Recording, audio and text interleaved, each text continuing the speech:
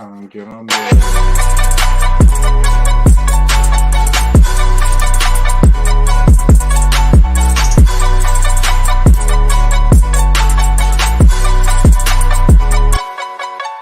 Hold up. You're now listening to Fresh Out, the world's most dangerous music podcast on the OMG Network and rawcynic.com. Baby. F to the R to the S to the H to the O to the U to the T. That fresh out.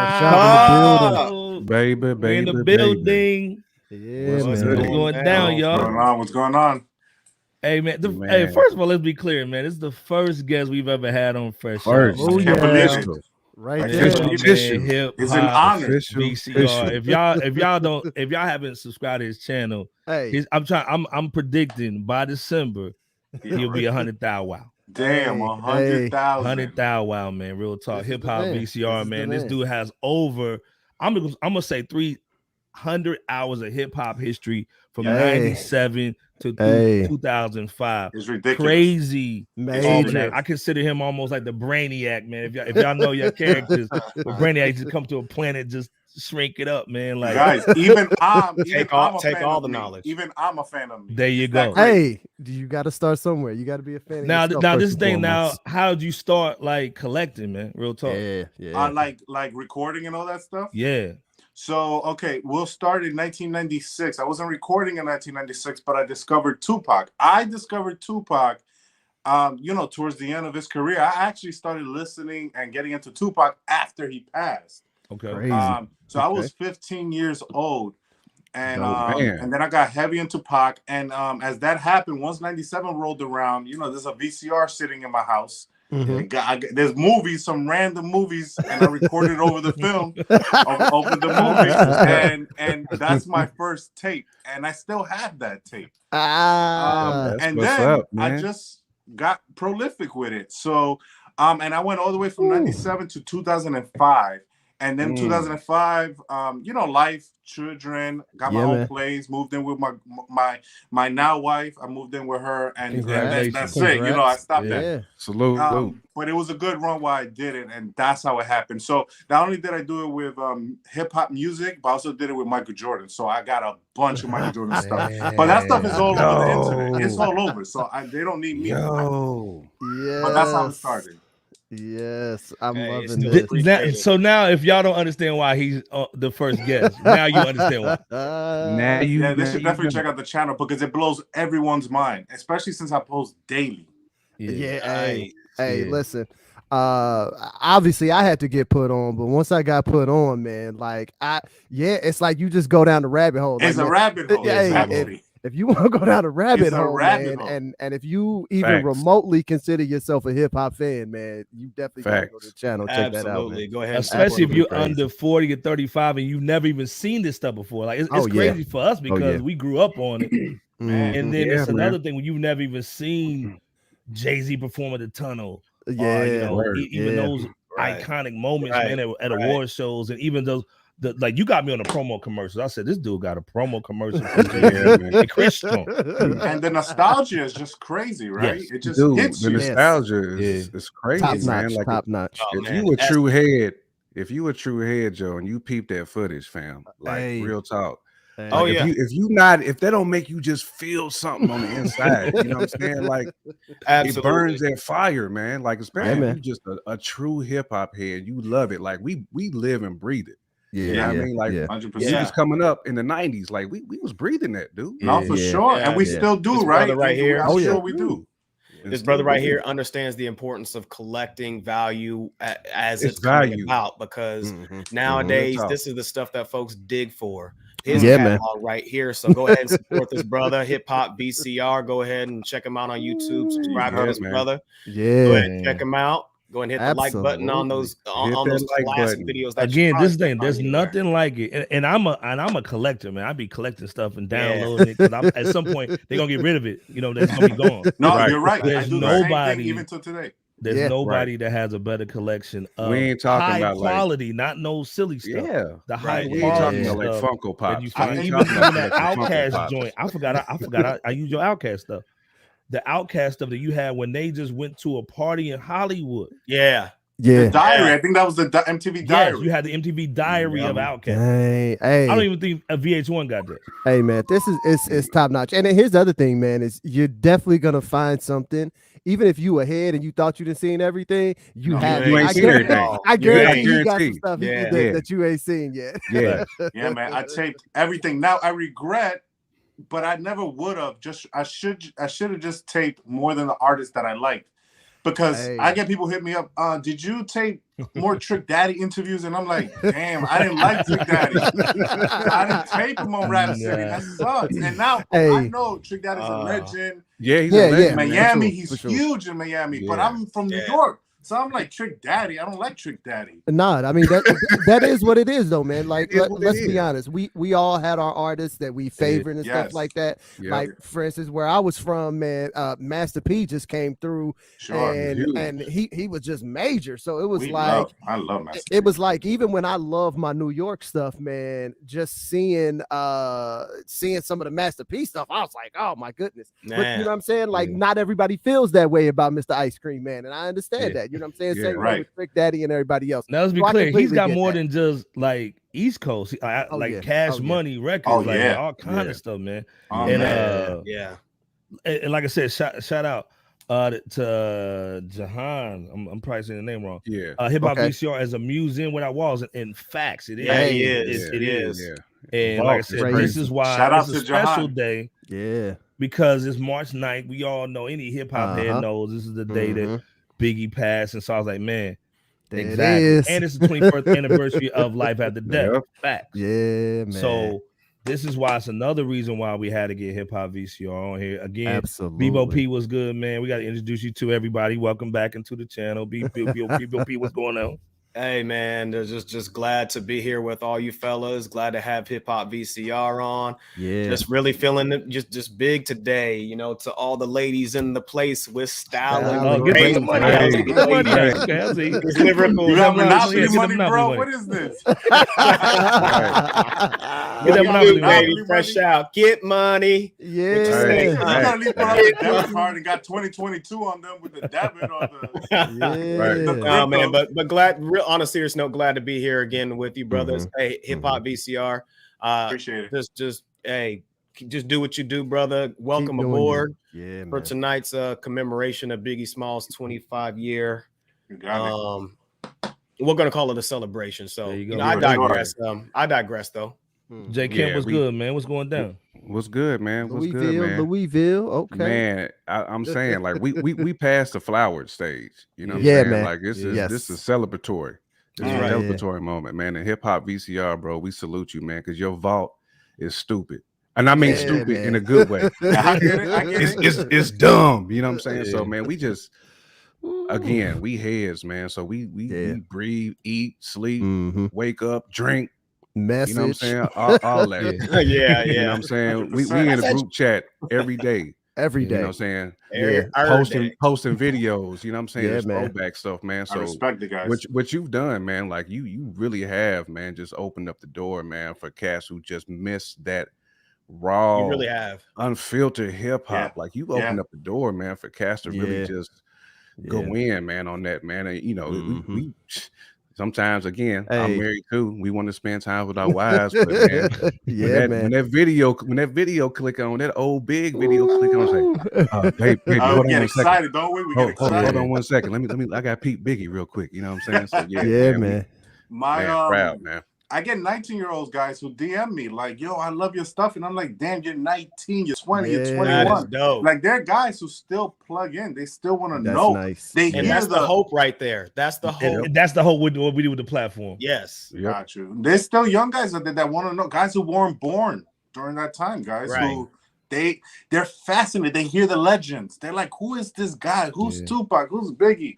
Who are these guys that everyone keeps talking about? And they hit me up, guys. And I'm always astounded. I'm like, damn, 19 years old. That's crazy. Yeah, man. Wow. LB the Pop Father was good. What's happening? The ring of the good over there, man. Hey man, I'm just taking it easy, man. It's just it's awesome to be here, to be, sharing the stage with all the fellas here, man.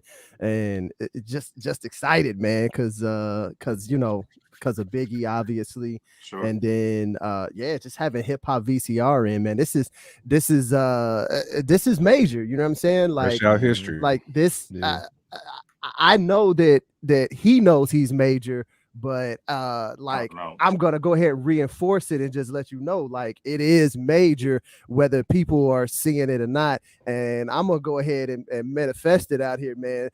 Like, with everything you got, man, you're gonna have like some streaming people trying to scoop you up or something, you know what I'm saying? Because or guys, the lawyers. Or the lawyer. Hey, one or the other. But you know what? Yeah. Like, it'll just be a testament to what you've done and what people have like a passion for and things that people want to see. Because like, honestly, like, you can't pull up Netflix and get this stuff. No. And what are you gonna do? You gonna try to surf through YouTube and find a bad copy of this stuff? No. You're not gonna do any of that. You just need to go to Hip Hop VCR, man. So yeah, this is awesome, man. And I'm just excited, man. And Absolutely. Of course, shouts out to Biggie. You want to sip bowl on my living room floor, play Nintendo with season Nino. Pick up my phone, say, "Oh, Papa not home." Yeah. Stop. All night.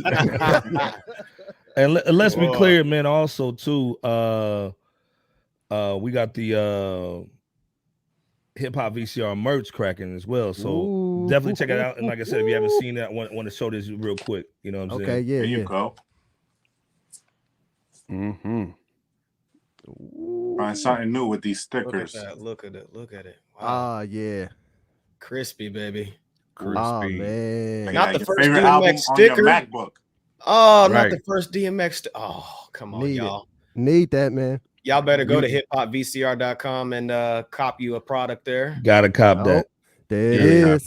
That right Check there. that out. Check that. You guys are about to get real excited. Bam. Exactly.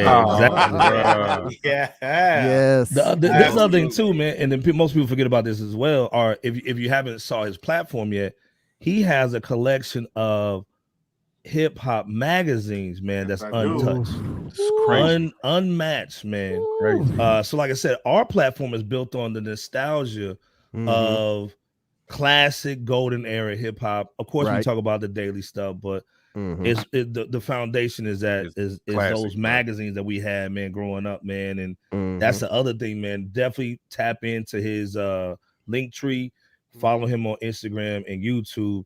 And that's why, like I said, again, it's important, man, to really check out the Hip Hop VCR, man, because I'm trying to, again, I'm predicting 100,000 by December. Hey, it's gonna be there though. I mean, and then the other thing, also understand too, that's a lot of attention, guys. It's also a lot of these right here, brother. It's also a lot of these right there. Or at least enough of them, bro. It does. YouTube makes it tough for sure. Yeah, she's loving them, and like I said, they're Discker stickers, man. And like I said, go to the website, go cop those, definitely. Man, you know what I'm saying? Don't do that for sure, man. For sure. So, like I said, man, we got to tap in real quick, man, and talk about Big today too. Let's do it. So, starting with Hip Hop VCR, man, like, what's your thoughts just on Big, man? And did you consider him the greatest when you were coming up? I didn't. Ooh, okay. All right. I could tell you, I actually had this conversation the other day with my wife, and I could tell you why I think he's considered the best. I don't think Biggie is the greatest technically. He don't think he's the greatest technical rapper of all time. But his charisma is incredible. His voice is incredible. And just his aura, guys, is incredible, right? Biggie had it all. I mean, I listened to it, and it's like his voice is like chocolate, bro, like melting chocolate. You know what I'm saying? And you get hypnotized, no pun intended. Right. Hypnotized by his voice and his swag. And all that. To me, I'm a big Jay fan, but I'm also a very big technical guy. Like, I like technicality in music. And Biggie is very witty, and Jay-Z is very witty, but Jay-Z is also more technical. And there are other more technical rappers than Biggie. Okay. But I do think that his aura, his charisma, and then you find these characters on the planet every now and then that it's not so much about what they do, it's about how they do it. Fact. Yeah. Right. Because you can have a guy like Cannabis, and he's like the super technical, and he's great and all, but it's like, yo, it's not easy to hear that stuff all the time. And even car on a sunny day, the first day of spring, I don't know if you want to hear, Cannabis going, doing all that stuff. With Biggie, you're like anything, you just throw it on, it's spring, and it just hits. Yeah, man. Yep. So who were you feeling at that time back then? Say it again. Who was like your number one guy back then? Jay-Z. Oh, okay. Right. Oh, okay. Jay-Z. Okay, nice. For me, it was Method Man because I love Wu-Tang. Then I discovered Tupac. I moved Method Man out the way. Then it was Tupac. Then it was Jay-Z, and I moved Tupac out the way, and it's been Jay-Z since then. Okay. Jay's why half the reason why I wear the Yankee. Okay, got it. Yeah, Jay-Z was the reason why I did a lot of stuff. What's your thoughts on just Big, but also who were you feeling at the time as well? Man, I mean, I was a big dude, like back pause. I was a Biggie guy back then. You know, and for the record, you're from Detroit, right? Nah, he's Louisville right there. I'm Detroit over here. Gotcha. Now here's Detroit. Louisville, Kentucky. So Biggie in Louisville, Kentucky. That's interesting. For me, like a lot of guys, in my hometown was definitely huge on Pac, and and shout out to Pac because Pac is one. I mean, he's Mount Rushmore. Sure. Nothing against Pac, but for me, Biggie just his rhymes had punch to it. It's kind of like what you were saying, like with Method too. Like them dudes, like when they rap, like you hear it, like bar for bar, word per word, like you hear everything, and that charisma, that swag, like. Yeah, when it's like he's talking to you over the beat, like he's having a conversation. Relax and take notes. Like the marijuana. Exactly, he's talking to you, man, and it had punch. Again, like you said, you don't have to be the most technical dude in the world. You ain't got to be the Cool G raps of the world, but Biggie, from the swag down to the aura, like you said, and them bars is just punchy, like witty too, and he pushed a lot of envelopes with them bars too. Because really, they would probably try to cancel Biggie today with a lot. Oh man, he would have got canceled for sure. It looks so good. He was saying, like blow up like the world trade, like that. Ain't going That's down. funny. I always said that Biggie was Eminem before Eminem. Facts. Eminem got a lot of cues from him. Yeah, I think so. Right. Bebo, what you thinking, man? Yeah, man. I mean, Biggie was the model of a well-rounded genius as an artist, in that he was a master at every element of hip hop within not even a quarter century of living on God's green earth, since he died at the age of 24, unfortunately. Yeah, he's top-notch in storytelling with clarity. His no need to write / off the top of the head lyricism was just extremely impressive. The freestyle game just knocked it out the park. If you're ever blessed to hear at least one of them, his singles along with his B-side songs, I mean, like the Tracy Lees, like the joints he did with Tracy, or even the verse that he did on the Shaq record. Oh killed that. I think he wrote that too. Can't stop the rain. He wrote Shaq's I mean, verse. Two classic studio albums that he recorded. One of them went like 11 times platinum. The other thing I think went 6.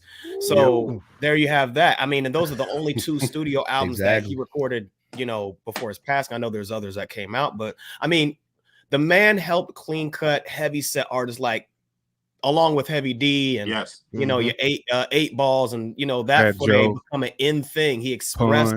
Black and ugly as ever. Was I stay Gucci down to the socks. Yeah, rings and watch. Swag. Yeah, baby. Swag. But the mafioso approach, you could see him in that, but you could also see him just dressed all the way down, and he still had that gravitas. Man, that what was it called? The Coogis? Coogee. Yep. Coogee. Yep. Oh yeah. His family should have some stock in Coogee. He had dudes in the Midwest. In the Midwest rocking Coogee. Oh, for sure. All Biggie had to do was say the word Coogee. Cats in the Midwest was rocking that. Oh yeah, they were. I rocked Frank them. White. He had my brother rocked them. Yeah, man. Yeah. I mean, just on and off the microphone, he just had that presence, man, that served as influential with a sense of power that has never been seen or heard of before at that time. And for that, you got to give Big his flowers for being a Mount Rushmore of hip hop legend. So he's definitely a GOAT. I mean, definitely. I mean, there's no questioning it to me. Yeah, LB, what's your thoughts, man? I mean, because like I said, pretty much like when we were growing up together, you kind of introduced me to Big. You know what I'm saying? So, what's your thoughts on Big? Man, man, outlandish, man. I think one of the things that you have to digest Biggie in is you have to digest him in the moment as well, right? Okay. Because if you look at and listen to Biggie now compared to all the rappers that have evolved since 96, right, you might say to yourself, oh man, that's that ain't too bad, but I've heard things like that before, right? But what you need to know is when he came on the scene, you did not hear that before. Okay, you did. So that's one of the things that you really got to understand about like that moment in time is that we had a lot of rappers doing a lot of things and even having a piece here that they were pretty good at, kind of the Bebo piece point, right? They did this good, or they did storytelling good, or they were very good technically or whatever. This guy seemed to like bounce around to each one of those. You know what I'm saying? It was unmatched. Got all of it. Yeah. So if he was on the joint with Jay-Z, he was gonna match up with Jay-Z. You know what I'm saying? And then if he hopped on the joint with Bone Thugs and Harmony, oh man, you know what I'm saying? He's gonna match because who goes on the track with Bone Thugs and still come out and dangerous? Like, ain't too many can hang with us. What? Yeah. But somebody give that man a mic. Yeah, I mean, to think about his ability, but also to just be himself as well, right? Because when we think about somebody that kind of morphs today, I think of somebody like The Game, right? And The Game morphs a lot into a lot of different people, but a lot of times when he does it, everybody says, well, he kind of sounds like the person that he's morphing into. Right. So when he's on a track with 50, he kind of sound like 50. When he's on a track with Wayne, he kind of sound like Wayne. But when Biggie kind of morphed, you always knew it was still him. It was Biggie. You took a step back and was like, whoa. Yeah. But he would morph and still be himself. And then if we just throw in the fact that we know that he wrote a whole bunch of the Little Kim stuff, right? We supposedly not to, they say. I don't get it. Well, maybe he was in the studio with him and was giving ideas. You're giving them cues here and there, maybe. Okay. Right. So maybe it was a little bit of that. But I think everybody's kind of been in agreement that he did most of the writing on the Junior Mafia joint, so it's as well. So which is another classic. Which is another classic, right? So if you start to get into that bag, and then to think before his untimely death, he was setting himself up for a label to run things and produce and sort of just take everything and push it to the next level. And this was in the middle 90s. Yeah. When a lot of rappers were not doing those types of things. You know what I'm saying? Not the way he was doing it. So I mean, man, like even to, kind of the like Hip Hop VCR's point, right? Like, even if you like, maybe he's not the most technical, or maybe he's not my favorite or whatever, just the way that he just obliterated the game in that moment and sort of like took it over and did all of these different things, man. He just catapults himself into that conversation, whether he's your favorite or not. Now, he's one of my favorites, and I know for sure, I'm pretty sure I skipped school when the Life After Death came out because actually we stole it from Blockbuster Music. Boom. Okay, there it is. Remember they had the Blockbuster where you could listen to it, so they gave you the case, and so the lady didn't know that she had the CD in one and was playing the other disc, so we stole that one. Give it back to her, and we had the brown one, and we took that one, and skirt was out. And the brown one had the Bone Thugs, I think. Yeah, the brown one had the Bone Thugs. It did. Yeah, so he had the brown one. I had the clear one. Yeah. So I remember when I was in school, boys were skipping school to cop the Jordans or whatever. It was different, guys. And then I knew a few dudes. They definitely skipped to get the Snoop Dogg when it came out. Right. But for me, it was Biggie. I was like, all right, man, I'm out. This is Midwest people, like this is obviously East Coast, but you have Midwest people skipping school to get Biggie. Yeah, 1000%, man. But the question, Hip Hop VCR, especially with you, I research. I love Pac, and I research it almost like World War II.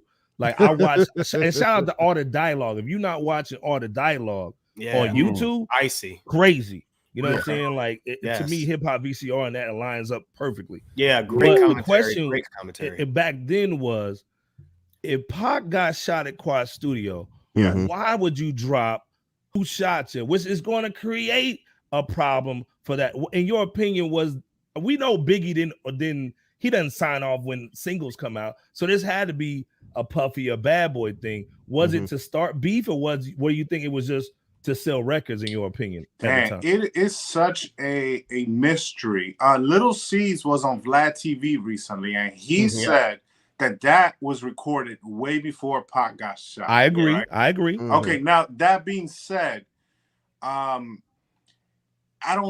you listen to it, if you plug in Tupac in your head when you're listening to that song, it's almost directly at Pac. And the coincidence is bizarre. You're like, come on, guys. Like, how is Tupac gonna believe you after hearing that song?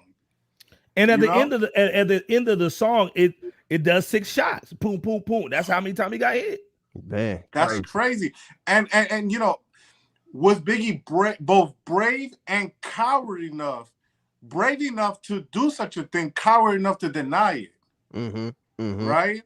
And I guess we'll never know, but you know, Lil C's can say whatever he wants, and it is what it is. But I don't. There's no way to know. But it's just the coincidences are crazy. Similar to everything being the number 7 and Tupac's last album, and I don't know. We could just make connections where we want to see them and stuff. Put that kufi on. That's what we call it. Put that kufi on, bro. But I don't know, man. I don't think Biggie had anything to do with it. I don't think he's really that type of guy. Obviously, I think at the time they were on good terms.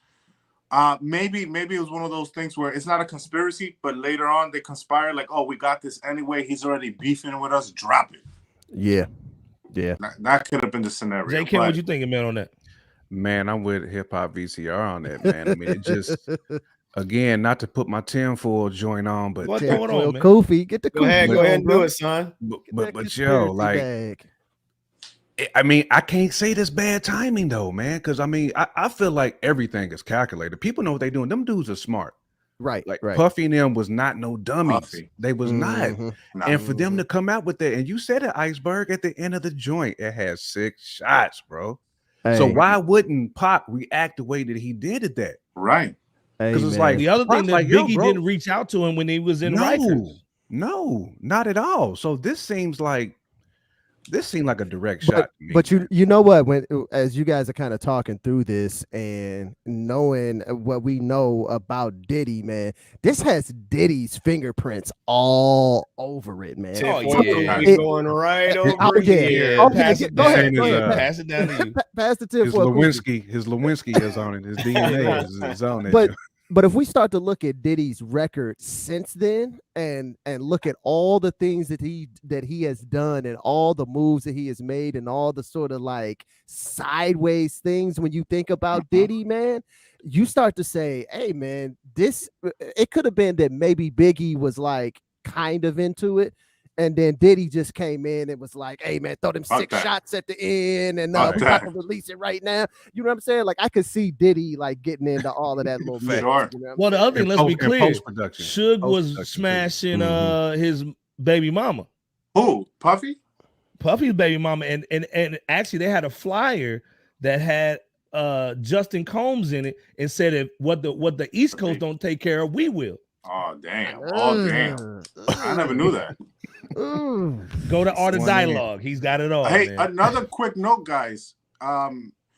Supposedly when Snoop Dogg was in New York and they were filming a video, right? With New York. Yep. The dog. And supposedly it was Biggie who put in the call to send some shots out. And so I saw that. If you think about stuff like that, then you kind of see what kind of stuff Biggie's capable of. As nice as a nice guy as we think he is. Right. Supposedly that happened. Biggie made the call and shots were fired. Whether they were trying to hit these guys or not, just send a message is another thing. But Biggie is a street guy at the end of the day, right? Like these are hood niggas, and at the end of the day, this is what they do, right? Yeah. So, man.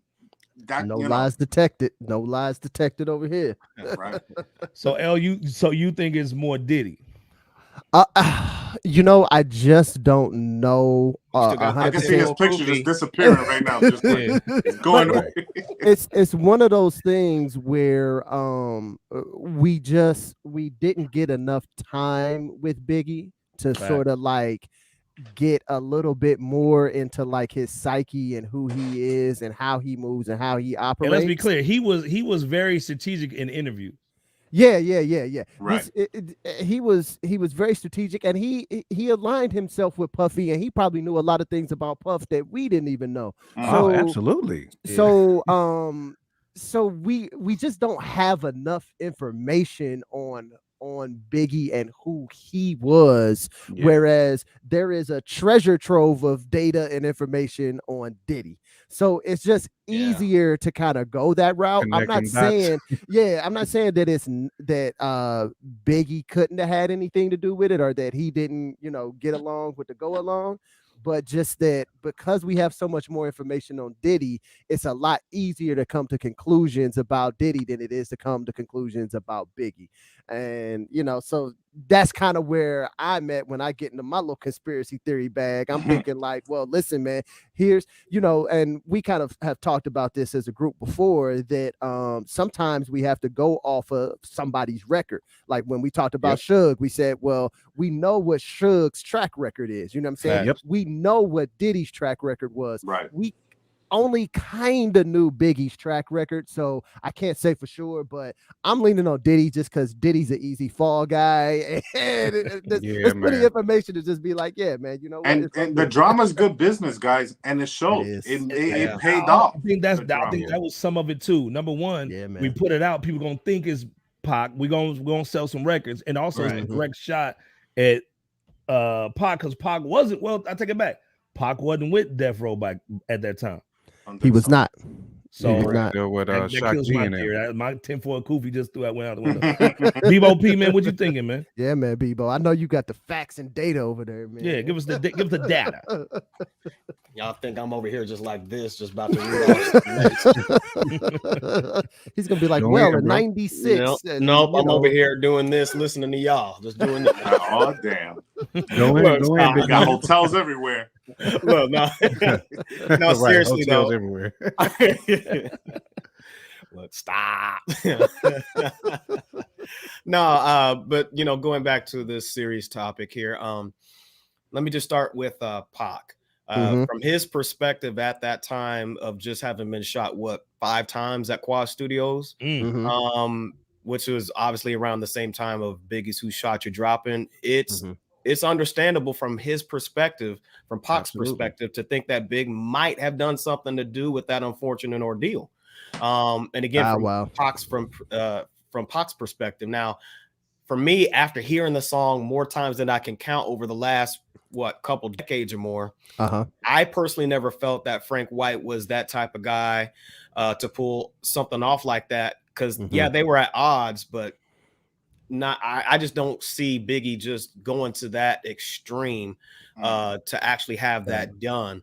I don't personally hear or I don't personally think that there's enough in the song directly or even indirectly to suggest that. Plus, in addition to what was said by Lil Sleaze. Lil C. Okay, I see you. Hey, man, my bad, Lil C. It's abstract God. I see you. Abstract God. We gonna get is that real spit, criminal? Man. Go ahead. No, real spit, man. My bad, Lil C. Man, it just little tongue slip, man. But in addition to C's statement on Vlad. And that's where I got slipped up with the Vlad and C's and put the L there. But I heard Jadakiss say that pretty much the same thing, that song Who Shot You, he said that the song was recorded like maybe a year or more I believe it. prior to that incident taking place. So why did they hold that song so long? Why was that song helpful? Man, it just happened to drop. Just happened to drop then. Yeah, and I don't want to negate the fact that it's very coincidental. Man, that took place. So that business. I mean, when it comes to Puff or any executives or the marketing side of things, I wouldn't put anything past anybody. And again, C's, man, that was just a slip of the tongue, bro. They was just mixing up the L and Vlad with your name, so it wasn't even like that, brother. But that's just my building on top of that a little bit, right? Is that first, let's say that like songs do get set on all the time. You know what I'm saying? Fact. So we do know that happens or whatever. Yeah. But kind of to the point that you were saying that like, hey, it doesn't seem like it, but the song is out there, and Pac is obviously gonna feel a certain way about it. But kind of going back to what I've gone to a few times here, saying like, let's have a little context, right? Which is that also let's remember at the time nobody had really experienced extreme violence from hip hop. That's true. At this moment in time, right? So there were things that happened. Maybe some people got punched or beat up, or some chain snatched or something. But there was nothing that was like where you getting ambushed at the studio, like not at a party. You getting like shot up doing your job. Yeah, or we've even known that as we've even heard about some to this day that sometimes the OGs have gotten into it behind the scenes or whatever, right? So at this moment, if you haven't seen anything really come from the back and forth, the sport of hip hop, I could see why somebody would say, hey man, let's just go ahead and drop it. This is sport, right? You know what I'm saying? Kind of like Pusha T with like, he's like, hey man, it's when he was going to Drake, blood he was sport, like, bro. Yeah, he was like, hey man, this is a sport. We about to get into it. You know what I'm saying? And I think that does, hold some credence as far as when we think about what was going on in this moment, as far as like saying, hey, I'm gonna release this because I do think that I can get the bag from it, right? I think I can get the bag if I go ahead and release this at this moment, even if you're not thinking, because everybody's a Monday morning quarterback, obviously, but you're not thinking in that moment like, oh, hey, I'm gonna release this, and then like, yo, we're gonna see some real consequences that come out of this being released. Also, at the end of the day, Biggie is a man, right? So if you corner a man, no matter what, you're gonna get bit, you're gonna get attacked. Facts. And so Pac was pushing Biggie to the edge. He was pushing him. Oh yeah, he was pushing them buttons. All the buttons. I mean, you smash and fade, though. Everything, right? And so, they don't matter how nice Biggie is, how much his mom is involved. If you corner this man, what is he capable of, guys? And he was capable enough to shoot up the Snoop Dogg and Corrupt and all that stuff. And let's be clear, when he went to LA and went on the radio, he did Long Kiss Goodbye, which basically was dissing Pac. On the radio in LA. In LA. Yeah, man. Hey. So take some guts to do that out in LA. Another question, Hip Hop VCR.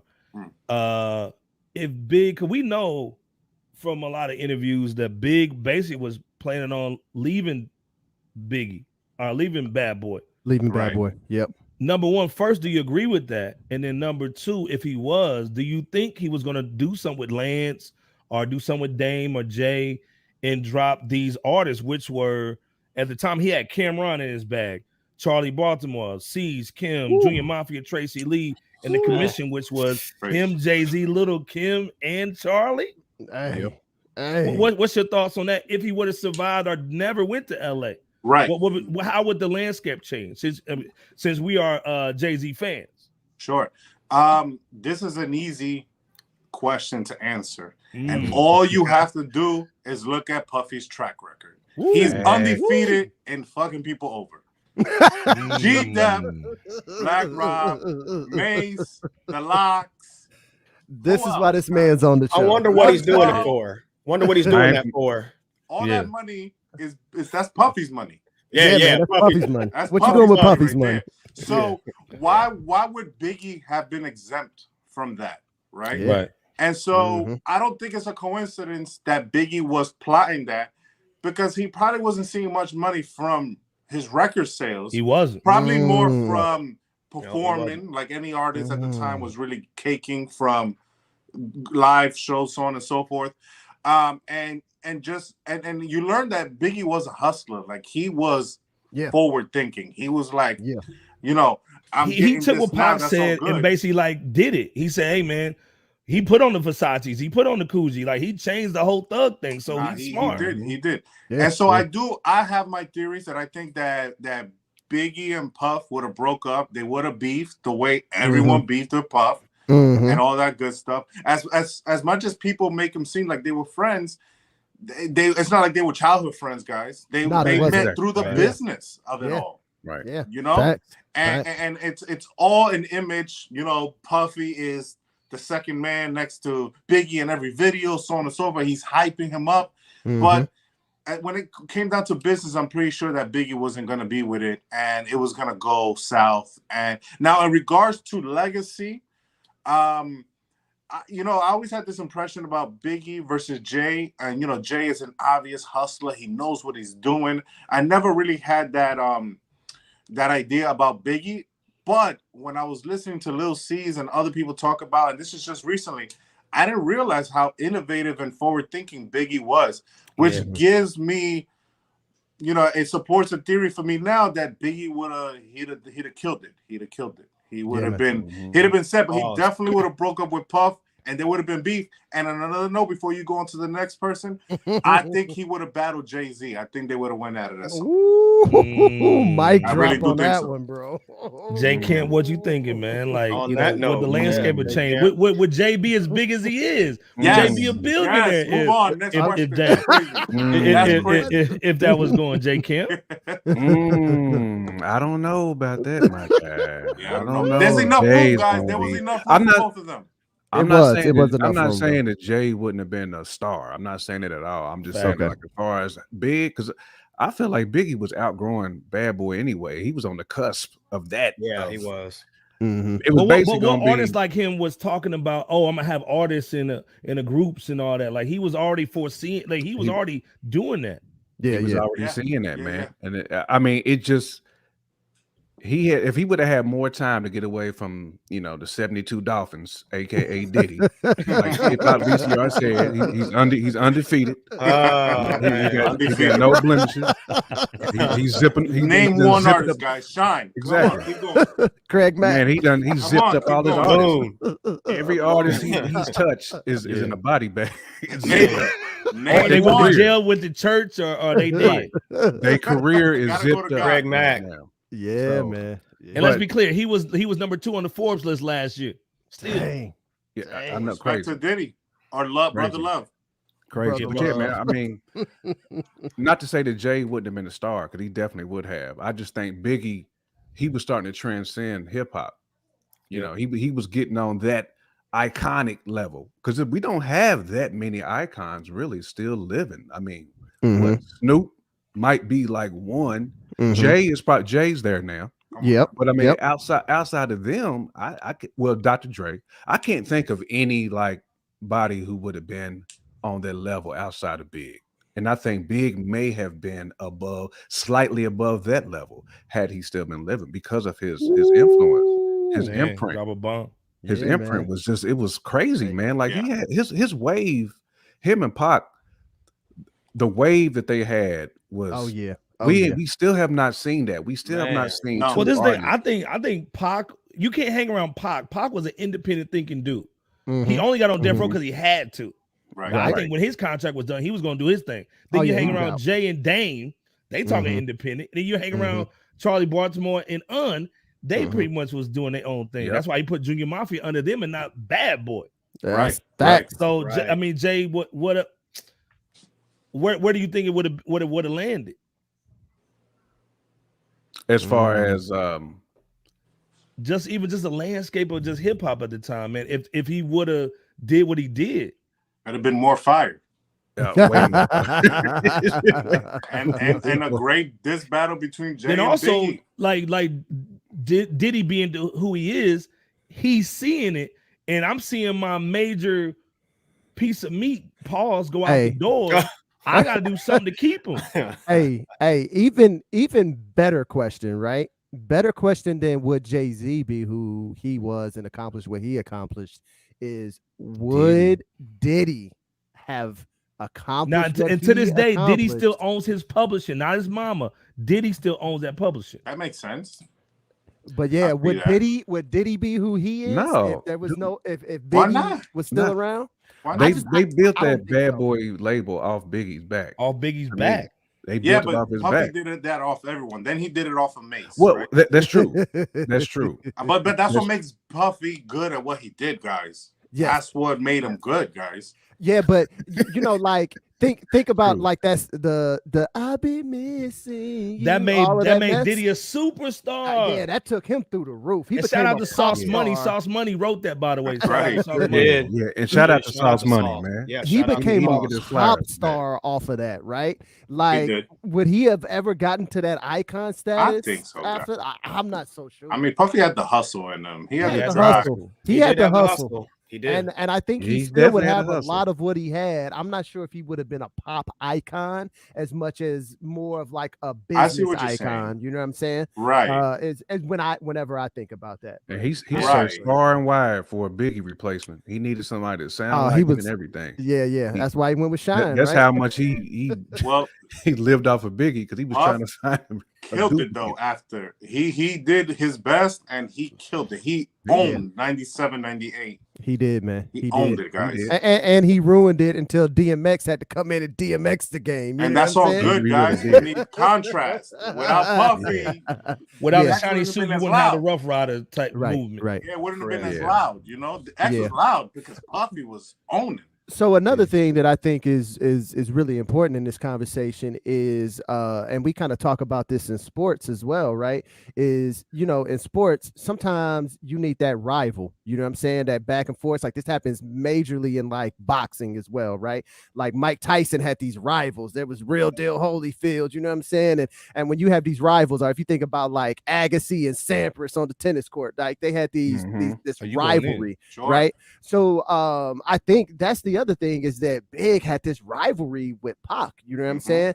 And that rivalry that was there, man, lifted them both up into the stratosphere, you know what I'm saying? Yeah. And so I think that was a huge thing in that moment, was just the sport of these two guys being like, nah, I'm gonna do this bigger and better than you. And then each one looking to top that other person, like, nah, man, I ain't gonna let him do that. I'm gonna step this up another level, and so on and so forth. And then honestly, in those moments, Jay was kind of looking from the sidelines, you know what I'm saying? Now he did step his game up, but I think part of that was seeing everything that was bouncing back and forth between Biggie and Pac, and I think that also inspired him to step his game up as well. Right. BOP, go in, man, on that question, man. If Biggie were alive today, I think that he may have been in a position he may have been in a heightened status in the music industry with Jay-Z somewhere jealous due to being successfully under him regards to the mainstream and underground accomplishments. And that goes for Diddy as well. I definitely don't take Dame Dash or Gene Deal, shout out to those brothers, to be the lying type of individuals. I don't take them to be the lion type, particularly regarding, you know, the statements such as, you know, the statements, or rather the testimonies that they've made, such as, you know, the Dame's mentioning of Big was going to do like a triple album. And then in order to finish his Bad Boy deal, then sign over to Rockefeller, which, by the way, I think the first hip hop cat that did a triple album was 8 Ball with that Lost album. Yeah, back in the day. A triple album, bro. Man. Talk about dilution, man. Man. That joint he had a Red Man on there was. It was. Yeah. But no. Regardless, Biggie. I mean, I think that he was planning on something, and there was probably a few or several options that were on his table at the time. I know he was allegedly hurting for some, you know, hurting for the cash or hurting for cash flow. I think that's a factor, guys, to where he would have been. Yeah. But do you think Diddy was basically kind of like holding the bread back to keep him back on? Absolutely. I mean, because think about it. Like, think about the deal, and I forgot the exact figure of millions of dollars that was presented to him, but the plan was for it to be incremented allegedly into $250,000 out of like double-digit millions. Hey man, without no money, there's no mobility. Guys, right. that right there results in a derailment. So if Biggie's gonna end up going through this while he's alive, if he survives the shooting or never gets shot, and he ends up going through this issue with Puffy, it's gonna be a derailment in his career. It is. Not many artists make it back from something like that. They don't. So he would have went drop through a bomb that. Now, when you look at Jay went through his career like a sweetheart. Because everything was in place, there was money. Everything was aligned, correct. Everything. He never really went through it. He was independent relatively. He had pre-rap money, right? So true. Yeah. So he had his own money to put up. And they knew how to move that money while they were getting it. Yep. So Biggie had that derailment. So what would have happened with that derailment?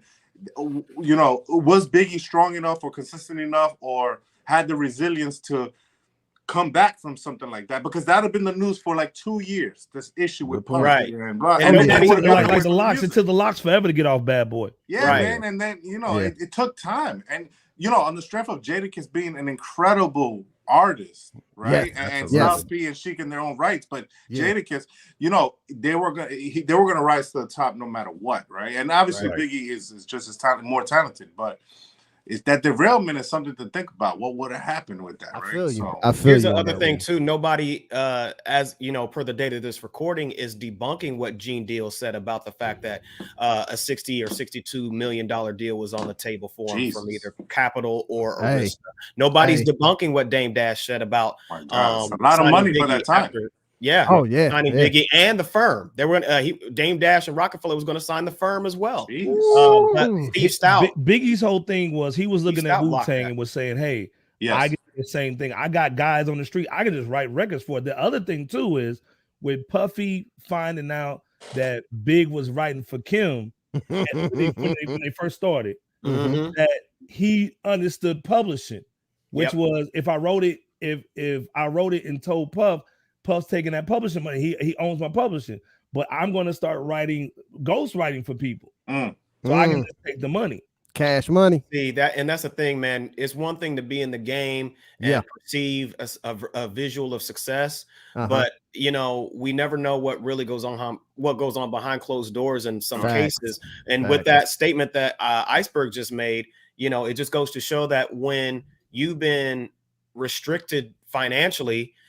Or just in general, and you start picking up what's been going on and how to overcome some of those restrictions, that's when there's going to be soon to come problems. So it's just very interesting that you shared that dynamic and drop a bomb for Iceberg on that. Yeah, man.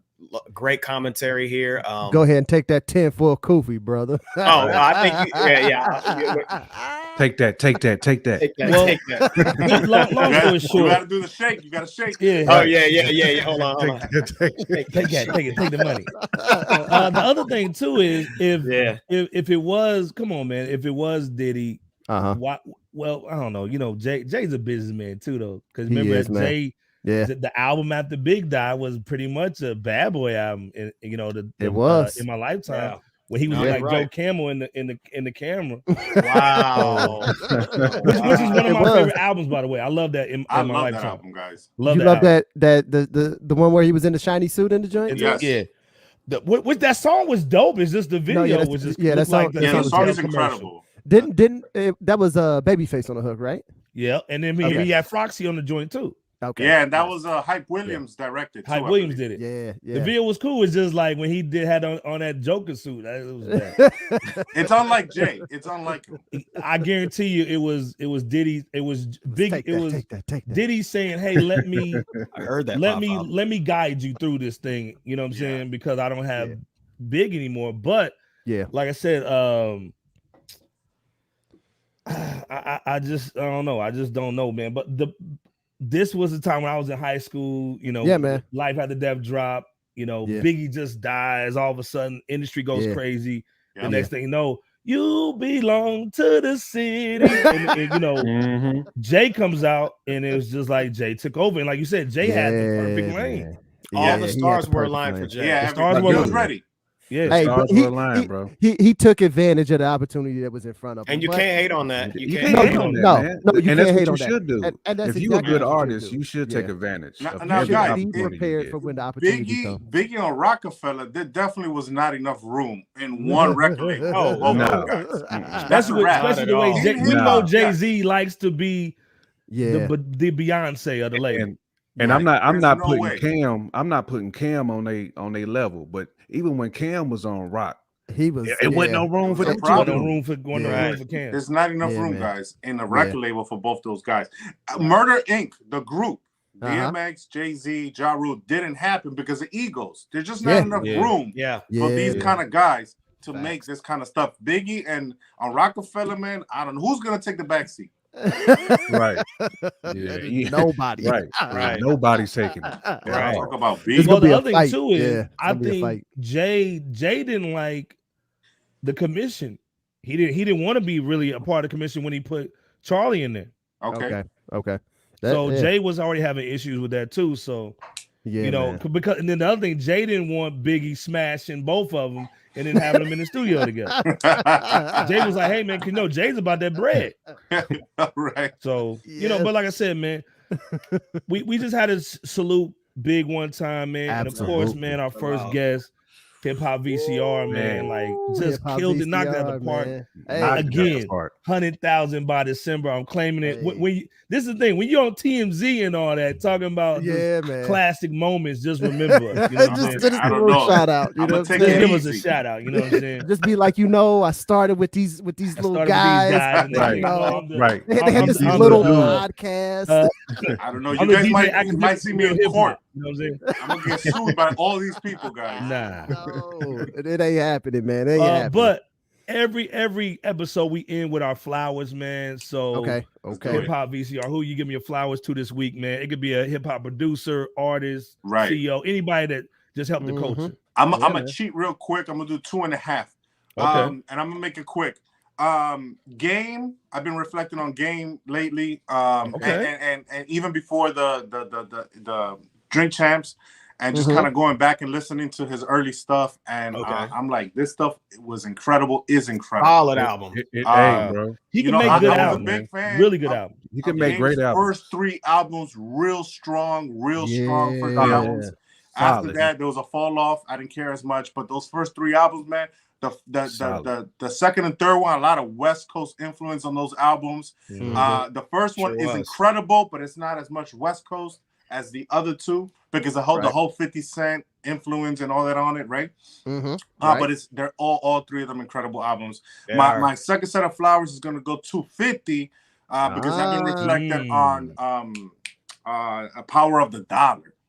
Okay. Right? Hungry 50. Like this guy is hungry, and you never heard 50 ever again like that. And I have an appreciation for 50 pre-success and post-success. 2 separate 50s. I like them both. But that pre-success 50, that nigga will rob you, fuck you up. He was dangerous. He was dead serious. I was scared. I was scared now. Listen to that damn album. My half flowers goes to the supposedly Nicki Minaj gave Lil Kim her flowers. She was interviewed by Joe Budden, and I give Nicki Minaj a lot of respect for that because I've been waiting for that for a while. I don't give a fuck how much beef or how bitchy Lil Kim was or all the cold shoulders Kim gave Nicki. Kim is a legend, guys. And it don't matter. Every female today, don't meet the legends. Don't meet these people, right? Don't meet them. Them. Okay. And so that's my half because we gotta confirm that. But supposedly that just kind of happened, and I hope that's a thing. But check out that interview with Joe Budden. It's just like an hour, and supposedly she gave Kim her flowers. I'm done. Hey, that's what's up. Okay, that's what's up, man. J. Kemp, man, who you got, man? Where you going, man? I gotta go with one of the most underrated cats, in my opinion. And speaking of bad boy, you know, I gotta go with SP the Ghost, Styles Pinero. Stupid underrated because he's next to an incredible MC himself and Jada. Yeah, but people don't realize, man, Styles has put together some incredible projects. I would pay to go see Styles in person. Gangsta and Gentleman. Yeah. Gangsta the Gentleman. He's done collabs with Talib. He's done collabs with Havoc. Collabs with Akon regular series too. Yeah, man. And think about how crazy his hooks are too. Like that dude is one of the greatest hook rappers, man, that we ever. He's real good with the hooks. A lot of special, man. They got all these guys. They sent him that BMF record. He wasn't supposed to be on it. And but the bars were so serious they had to keep him on the song. They had to keep him on there. Crazy. He obliterated that track. He did. I look forward to it just because Red Dead Redemption. Exactly.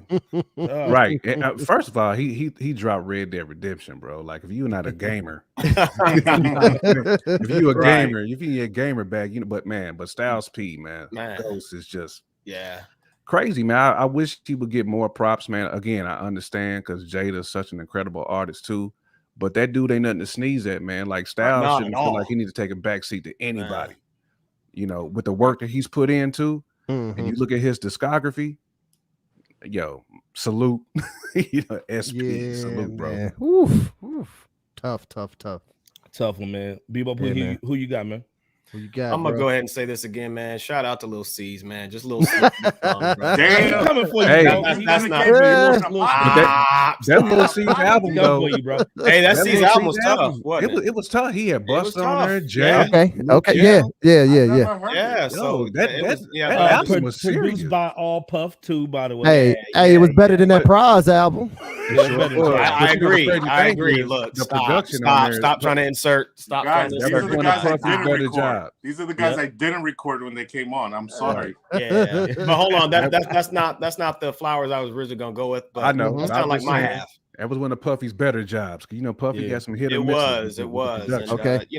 Shout out to Junior Mafia just in general, man. Because I don't want to leave without saying or giving them their just due. Kim and C's and the rest of the gang. Hey, shout out to any of them that helped or did it along with Big in order for the legacy to be what it is today. But my flowers, hey man, actually C's was driving and messed his leg up, man. I don't like C's, man. He made him broke his leg. Anyway, no, you good. But speaking of affiliates and cohorts of Big, I'm not even going to go with the artist today. I am going to go with his former bodyguard, Gene Deal. Diddy. It's really dope to listen to the stories that this former bodyguard experienced with legacy artists that we just talked about. So crazy. Junior Mafia and Big, Black and the Rob, crazy thing, he was Mace. there for everything, bro. He was. Everything. He was. Yeah. So really, and based on that, really, he seems to share these tales of folks like this from a genuine space.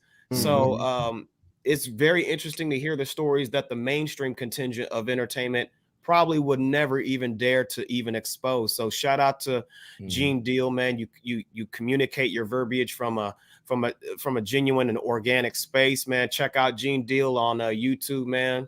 And shout out to him. I want to give Gene his flowers for being on the front lines for a couple or a few or pretty much all of these hip hop legends. So shout out to that man right there. All right, man. LB, who you got, Pop Father? I'm gonna get to it. He wants to bring up Praz again. Okay. No. But it's so funny you were talking about like bodyguards. I just got a real quick funny story. Is I was literally in a grocery store one day, man, and my kids was just acting up, being foolish or whatever, right? And the guy over there, he's like, "Oh, hey man, how's it going? Your kids looking good, blah blah." And then he's like, and so he just starts talking to me, and he's like, "Yeah, man." He's like, I used to be Rick James's bodyguard, man. Wow. I bet he has some stories. Oh man, a lot of work. I'm in the grocery store, right? And we sitting there, and literally 25 minutes later, this dude he was like, "Yeah, man, I was with Rick James." And this, he's like, "You know who Rick James is?" I was like, "Yeah, man, I know who Rick James is." That's your couch.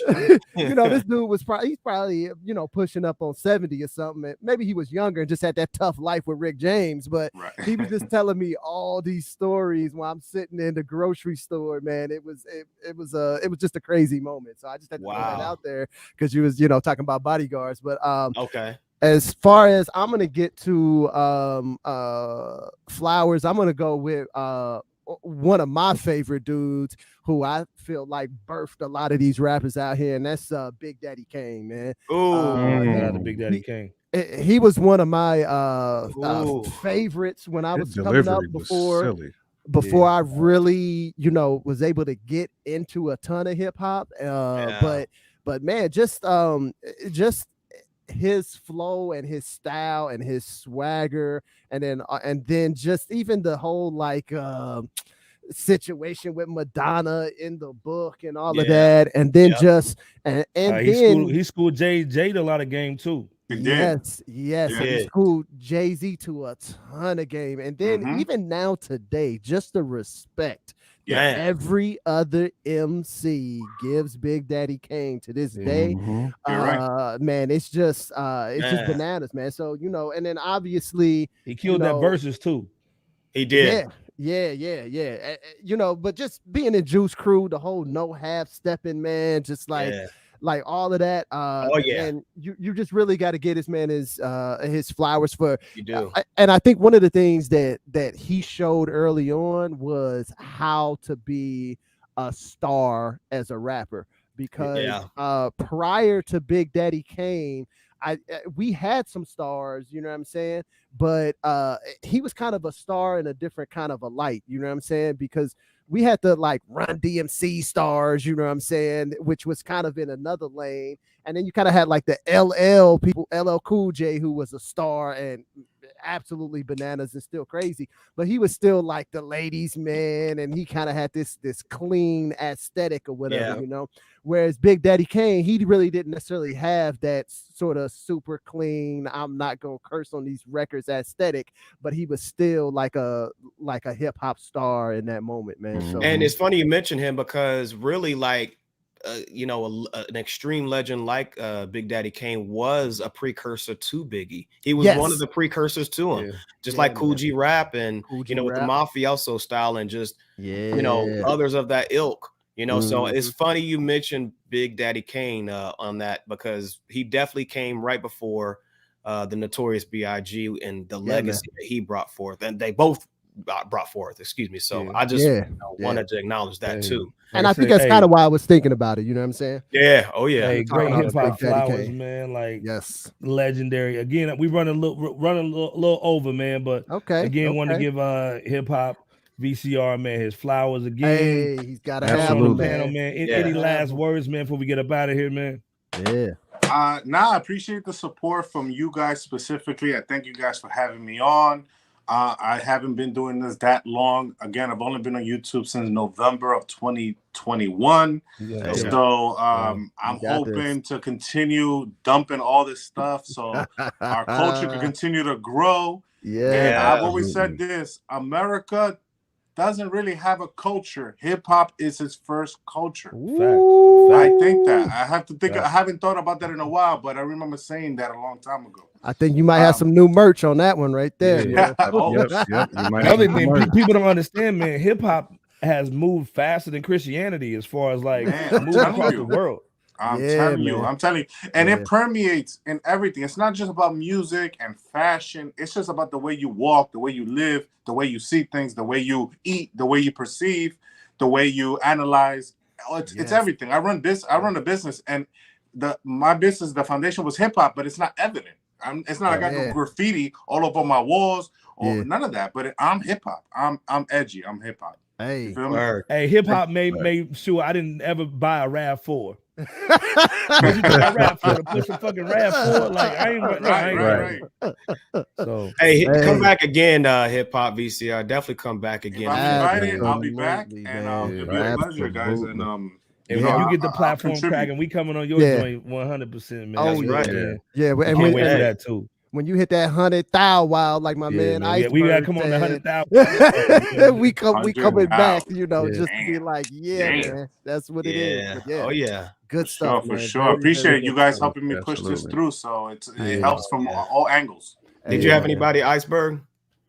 Man, honestly, man, this week, not really, man. Again, I just been on the Biggie joint, man. I said, man, I'm a Biggie fan and a Pac connoisseurs. So the two guys, even though I try to keep them separated, their lives are so intertwined. It's crazy, man. So, and then I'm a Jay-Z fan, and then Jay-Z is a product of all that spillage. Then he comes out and just basically kills it, man. Like, so I mean, it's just, if you grew up when we grew up, man, you see the lineages just go down. It's like watching Game of Thrones, and you love Ned Starks at the beginning, but then he's done over here, and then you got to follow this guy. So again, like I said, Hip Hop VCR, thank you. Thank you. Got any words before we get out of here? Yeah, man. Just salute to Hip Hop VCR. Salute to Chris Wallace. Salute to his legacy. Salute to all the things that bloomed from that untimely passing of his. But hip hop is in a great place because of guys like Chris Wallace, man. He showed us all the way. Frank Pac White showed us the way. So, I'm looking forward to, continuing to push this culture forward, man. LB, Podfather, any words real quick? Hey, no, man. Just shouts out to the fans. You know how I am every time, man. Shouts out to the fans. We appreciate y'all. Absolutely. We love everything you've done. Shouts out to Hip Hop VCR's fans, man. And we glad y'all made it out to the show. All the comments, checking us out, checking in and all of that, man. I just appreciate that because we here because y'all out there and we want to keep it going. So y'all keep it going. Hit that subscribe, hit that like, go over to Hip Hop VCR, hit that subscribe, hit that like, man. All of that. So that's it, man. That's it. Bebo P. I mean, same deal. Shout out to everybody who's listening and supports us. Shout out to Hip Hop VCR as well for just being willing to share your time and your wisdom and your knowledge and just your presence on here with us at Fresh Out. Shout out to you, you brothers as well. Biggie was ranked in a report card that Kumo D put in a book. I believe it was the 50 greatest MCs.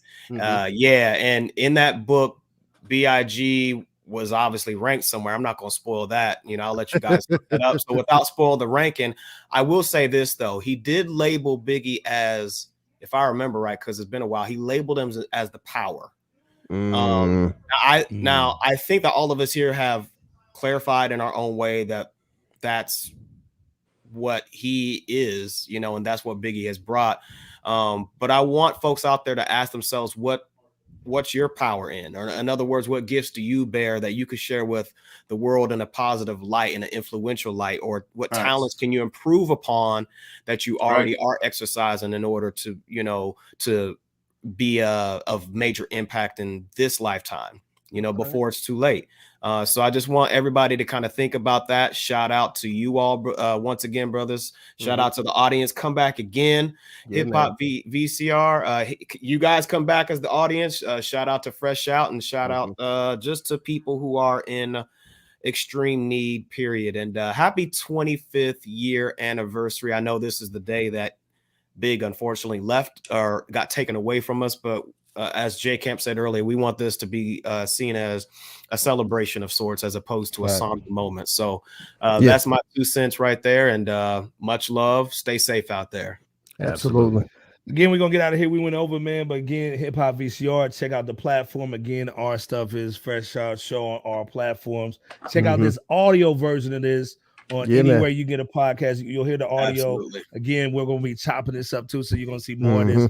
Again, Hip Hop VCR, J Camp, LB, Bebo P. Another one, man. We out. We out.